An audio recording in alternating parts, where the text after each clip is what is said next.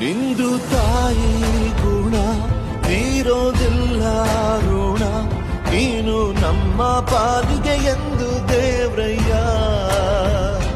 ತಾನು ನೋವಾ ನುಂಗಿ ಜೀವ ನೀಡೋ ಮಗ, ನಿನ್ನ ಪಡ್ಕೊಂಡಿದ್ದೆ ಪುಣ್ಯ ಗಣಯ್ಯ.